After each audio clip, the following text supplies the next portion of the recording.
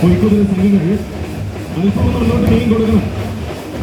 സമയം അതിക്രമിച്ച് വരികയാണ്. ഇനിയും നമ്മുടെ വഴിയിൽ ഒട്ടേറെ ഭാഗങ്ങളിലൊക്കെ പൊയ്ക്കുതിര സംഘങ്ങൾ നിൽക്കുന്നുണ്ട് എന്നറിയിപ്പ് എത്തിയിട്ടുണ്ട്.